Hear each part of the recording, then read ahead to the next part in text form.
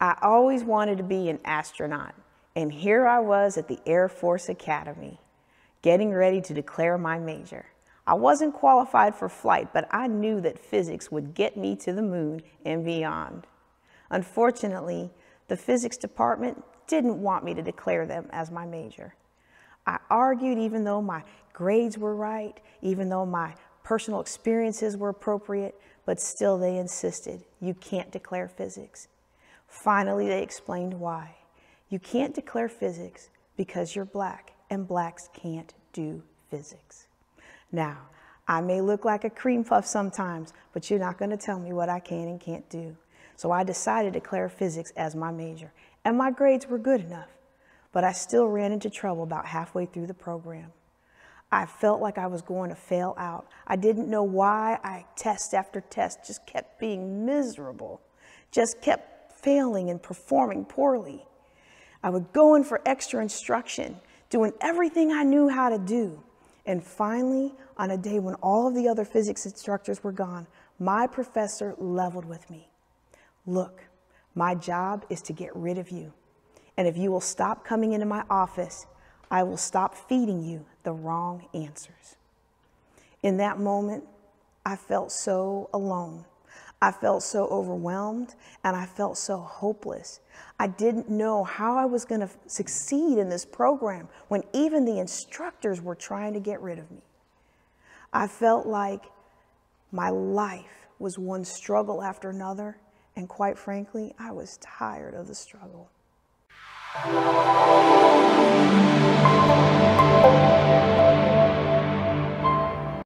Imagine coming home from a military trip to find your house sold, your stuff thrown out, and divorce papers in your face. That's exactly the situation I found myself in after being away from home for 6 months. In just a matter of days, when the dust settled, I was now a military single mom with over $845,000 of debt to my name. It's a common scenario among military members, where they sign power of attorney so that they can go away on a military trip, and their spouse runs up debt, buys new property, and finds a new spouse all during that time while they're gone. I didn't know what I was going to do. It seemed so insurmountable to have that much debt to my name, and in an instant, I had become everything that I worked so hard all my life not to be, a single military black mom. I had to learn how to hustle in a hurry. I had to learn how to make money work and make it work for me ethically and quickly. Unfortunately, I discovered that because of my high income, I didn't qualify for a lot of assistance.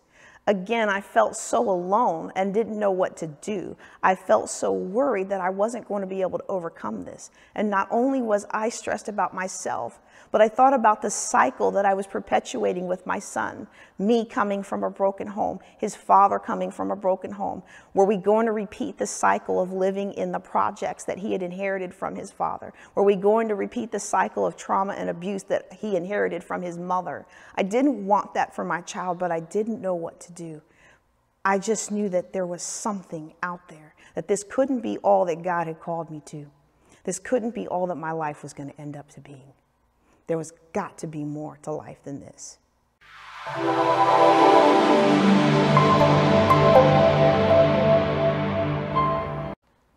I'm laying in the emergency room. The doctor is asking me questions, and it's taking way too long for the thoughts to form. And by the time I can form them in my mind and get them out of my mouth, he's moved on to another question. I can't seem to keep up, and my friends notice that I'm getting angry because I can't communicate. The doctor leaves to do whatever he has to do, and I'm laying there alone wondering if my life is over. I had been a physicist in the Air Force at that time for about 20 years, and I had written reports to the president and done all these amazing things, but today I could no longer even speak. I couldn't get the words out of my mouth, and when they came out, they would be the wrong words. I felt like my life was over in an instant, and I didn't know how I was going to be able to provide for my kids or make a life that meant something. In that moment and in the months afterward, I felt like I was used up, worn out, and set out to pasture. I was removed from my job and placed in a place of no responsibility. Life was passing me by, and I didn't know how to move forward. It was one of those situations where you feel like giving up, because everything in my life that made me who I was now stripped away from me. My intellectual prowess, my ability to stand on my own 2 feet and get myself where I needed to go, my ability to provide for my son, this great scientist in the Air Force who chaired many technical committees and did some amazing things that I can't talk about. Now I couldn't even make Monopoly change with my son. I felt like my life was over. And worse, I didn't have anyone around who seemed to understand.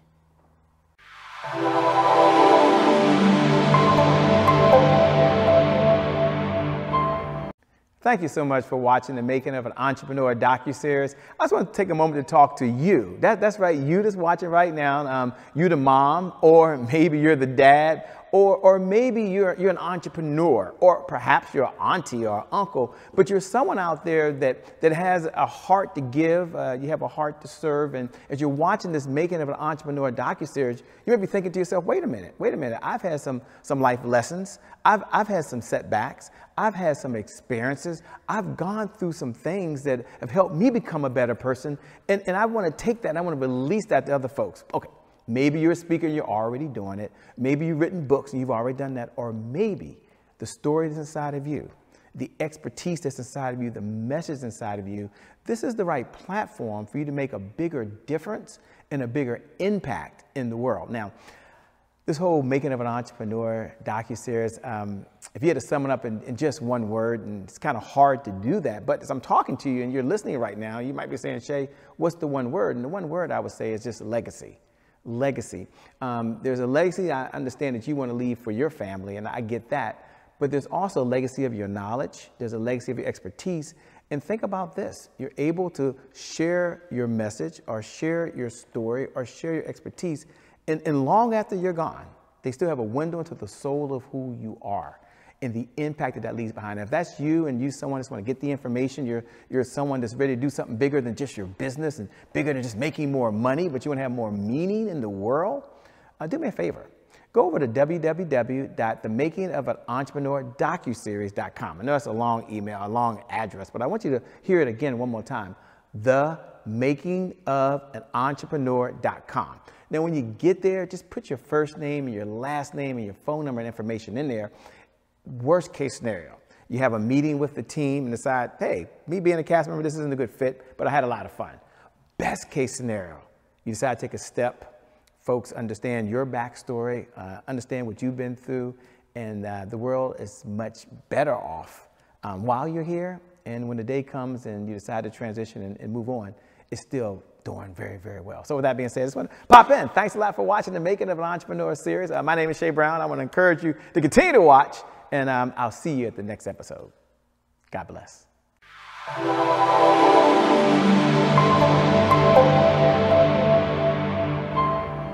In 2013, this crazy thing called sequestration hit the government.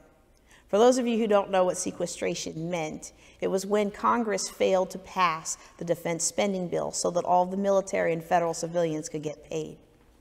While Congress was battling with one another, my job as a branch chief was to ensure that my people could continue to do their job.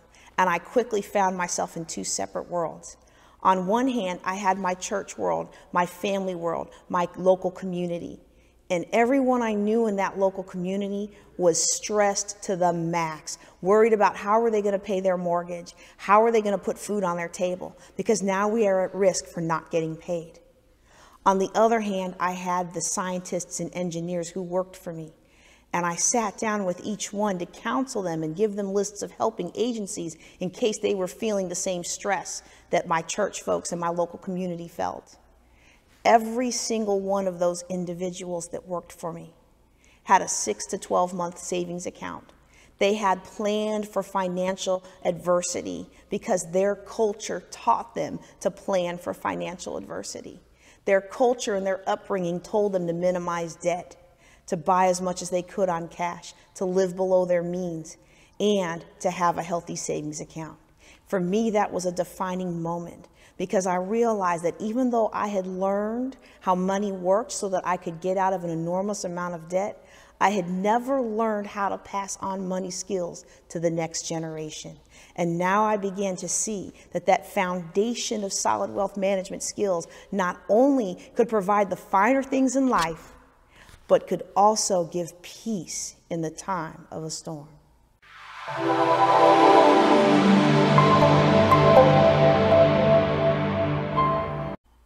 One of the most defining moments of my life was my decision to retire from the military after 23 years. I had been in running for the rank of full bird colonel, and I didn't want to let go of that dream. But I saw that my family needed Mom to be more involved than I had been. And so with much prayer and careful calculation, I called up my husband, who lived in another state at the time. And I said, "Hon, I think the only thing that's keeping our family apart is my desire for promotion and money, because we really have everything that we need." He agreed, and I made the decision to retire from the military. Only 2 weeks after that decision, the pandemic hit. And everyone around me who had also made a decision to retire from the military was quickly rescinding their retirement papers because no one could get a job. Everything had been shut down. We didn't know what was going to happen with the economy, and we didn't know how long this pandemic was going to last. But one thing I knew is that I never got a second chance to be a good parent to my children in their formative years. And so I made that decision. And mentor after mentor in the military tried to counsel me to cancel my retirement, but I stayed the course. 2 years later, my family is healthier than they've ever been. My income has far surpassed anything that I had in the military.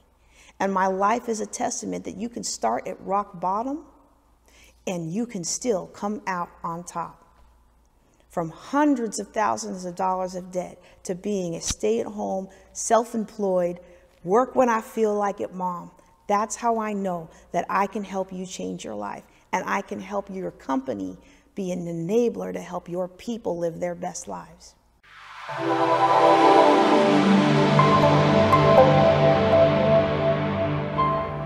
A pivotal moment in my life came when I realized I don't have to stress about money anymore. That doesn't mean that I put my trust in wealth or that I am confident that the earthly things I've built will always last.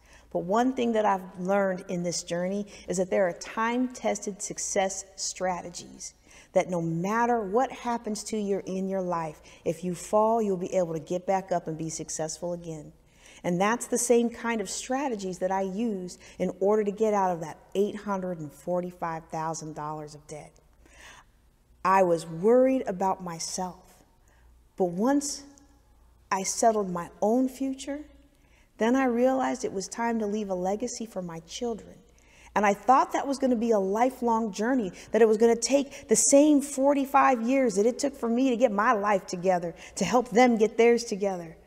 But when we implement those success strategies, it was a very quick turnaround for my boys. And my two boys, they are also now confident with money. They're not worried about going hungry. They know that life has ups and downs, but they know that they can themselves find ways to create income. And even though they're only 6 and 16, they are already entrepreneurs who have found ways to earn money for Fortnite and football and girls, all those things that are important to a young man. Once I accomplished this goal, though, I began to wonder, well, now what's next? And I realized something I wish I would have known in my younger days. When you have your life together financially, and you have instituted in your children the foundations of financial security, now you are free to change communities. And that's exactly what I'm doing. I work with corporations, I work with civic organizations, nonprofits, and religious organizations, and I use these wealth strategies to help people change the world. And I want to encourage you today, if humble old me, single military mom with over $845,000 of debt, could turn all that around in just 12 years, so can you.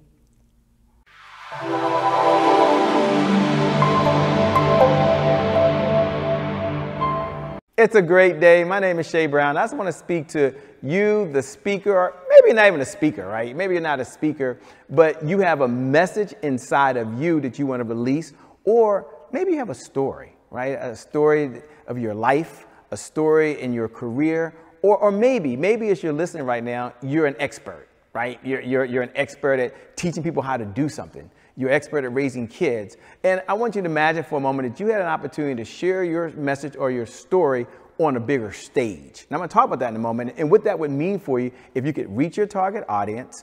If you're an entrepreneur, if that target audience got associated to the problem that you solve, or if you're a super entrepreneur with sales funnels out there, not only did they get associated to who you were, but they were able to join your list. Now, for other folks, that won't make no sense at all. But for you, the entrepreneur, you know exactly what I'm talking about. I want to invite you over to something called the Comeback Champion Summit. And the whole purpose of the Comeback Champion Summit is really to do one thing, which is one word, and that is possibilities. That's right. When you get a chance to get on stage, you get a chance to do it virtually, and some of you maybe in person, and you get a chance to share your story. So something deep, deep inside of you. I always say your message, because some of you have a message or your expertise. Then guess what happens? 3 things happen. Number 1, you get to make a difference. And isn't that why you are on this earth? I mean, I don't want to get emotional here, but you're really on this earth to make a difference for someone else. Something has happened to you so it can go through you to someone else. And being able to speak on a platform that provides an audience, it's like having a microphone that allows you to help more people faster. So that's number 1. Number 2, when you're on a platform, I'm going to invite you to the Comeback Champion Summit, you get a chance to have more meaning in the world, to have more impact, and to have more influence. And that's really who we're looking for. We're looking for folks out there who have an interest, want, or desire of serving others. So if that's you, I'm going to invite you to go over to www.comebackchampionsummit.com. Again, comebackchampionsummit.com. Click the button. It'll say apply to speak. Go through the process. And if it's a good fit, can't wait to share your story over at the Comeback Champion Summit or any one of our platforms that serves other folks. With that being said, my name, by the way, is Shay Brown, the Happy Entrepreneur. Make it a great day, everyone, and we'll make some good things happen. We connect again real soon. See you out.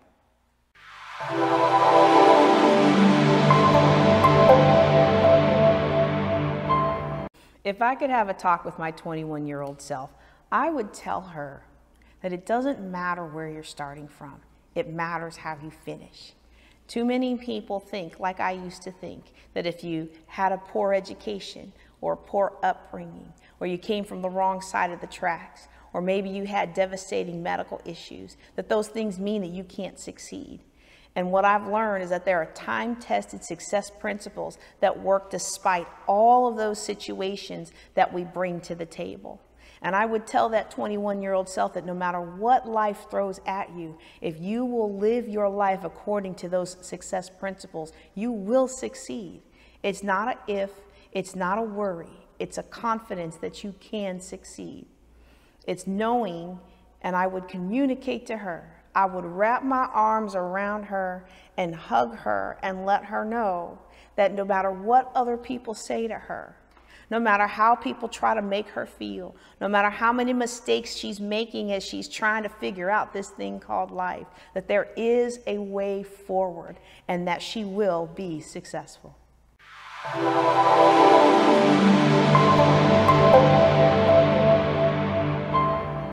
One of my guiding principles is to live intentionally. I remember a time in my life when I was doing everything I knew how to do. I was burning the candle at both ends. I was working hard to please a lot of people. I was doing so much, but I was actually getting nowhere. I remember being so frustrated, wondering when my hard work was going to pay off. But it was never going to pay off because I wasn't being intentional. I thought I was the sun to so many people, and I was being like the sun. The sun is this immense, diffuse power of light. It shines all over everything. It gives life to the trees and it brings joy to our faces. But if you take that sunlight and focus it down with a magnifying glass, now you can begin to create fire. And what I needed in my life is I needed some more fire. And that fire came from stop doing everything for everyone, but deciding what I wanted out of life, deciding where I wanted to go, deciding where I felt called by my faith and by my giftings and talents to serve, and then being intentional. And once I became intentional, then everything else began to fall into place. Now, because I knew what my purpose was and I was living according to that purpose, when things came in to distract me, I could say no to this opportunity or no to that opportunity because they weren't aligned with my purpose. And because I said no to the things that weren't aligned with my purpose, now I had the energy, the time, and the resources to welcome the opportunities that got me where I wanted to go.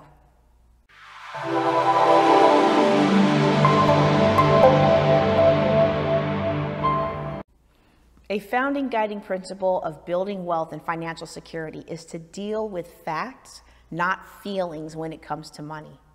I will never forget the moment that he stood in front of me, big crocodile tears running down his cheek, and told me how he had mismanaged his money and he needed me to help him out just this once.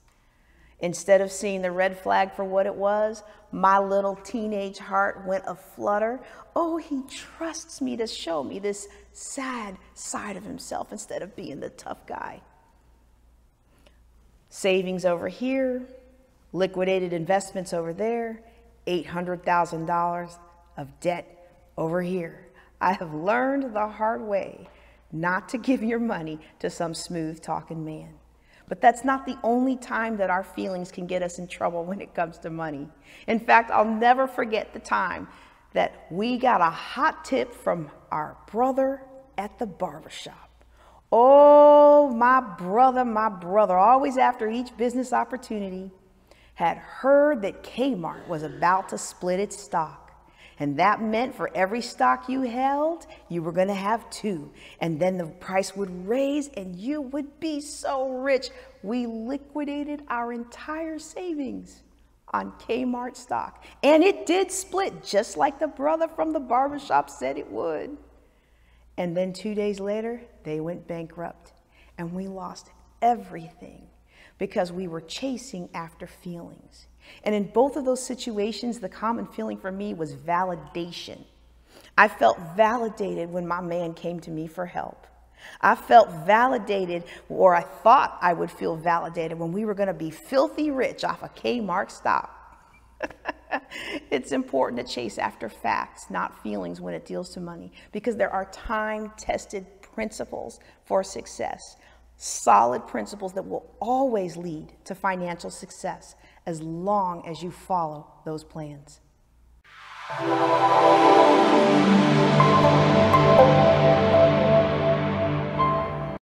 One of the reasons that companies hire me is because we often hire top talent to be leaders without realizing that leadership is a skill that must be learned. John Maxwell says that leadership is influence, and a lot of people who are good at what they do fall into the same trap I fell into in my 23 years in the Air Force. I was at the top of my game, and I thought that leading my team would simply be treating them how I wanted to be treated. But I had so much to learn about leadership and about communication and about presentation.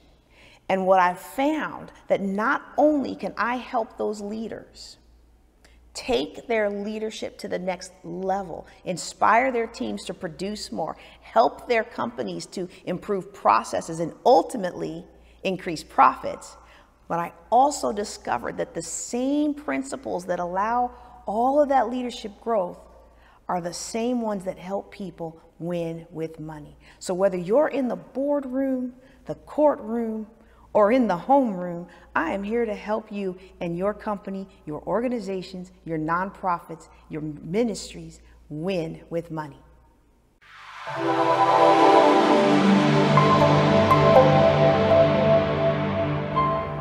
What I've enjoyed most about my experience on the making of an entrepreneur is that from the time I walked through the doors, I was treated like royalty and made to feel at home. Everybody on the staff put me at ease. They suggested things that I didn't even know I needed to make me look good on camera and to be able to tell my story effectively. I really appreciate the details, the attention to the details, and all of the little efforts that went on behind the scenes to make me look good on camera. I want to give a shout out to everybody behind the scenes at Making of an Entrepreneur. You have definitely made my day.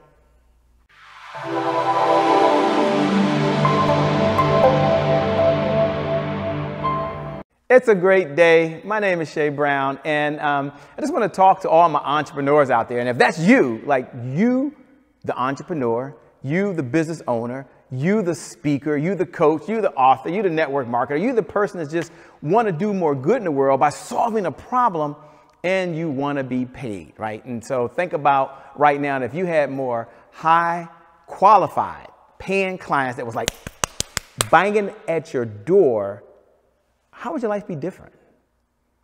When there's more revenue coming in and you're able to hire more people and you're able to make a bigger difference, what would that look like? Or number two, maybe there's folks that are coming in right now and they're knocking at your door, boom, boom, boom, boom, boom. But the only challenge you have is you're listening. And listen very closely, because this might be you, so listen very carefully. They're not converting fast enough, which means they're talking, they like you, there's conversation going on, but they're not converting. So there's two challenges, right? Number one, I need to attract my ideal client to me who can pay me. And number two, once they get in here, I need to have a system, a sales model, or a process so they convert faster. That means they pay you and then they come back. And if you're listening right now, you're saying, Shay, I want to be able to do that, but I don't want my labor involved. I don't want to work any harder. Shay, I'm at a place right now where I'm ready to reach more people. I'm on a mission, Shay, and I want you to listen very carefully. You were called to serve a group of folks out there, and you can't serve them right now because you don't have the revenue to purchase the resources that are necessary to execute that big vision. If that's you as you're listening, any of that resonates with you, I'm going to give you a website, which is Easy Sales Hub. Again, easysaleshub.com. Let me just spell it. I know you can see it below, but it's EASY, sales, SALES, hub.com. Now, the reason you want to go over to easysaleshub.com is that that's the place you can come to, and you can do two things. One, we'll do a sales audit. So we'll take a look at your sales process, your sales funnels, and we'll see how those are converting. Number two, you can have the tools and resources you need to be able to generate more revenue with less effort so you can serve more folks. So with that being said, as you're watching, go over to www.easysaleshub.com. My name is Shay Brown. Make it a great day, everyone, and we'll make some good things happen. We connect again next time. God bless.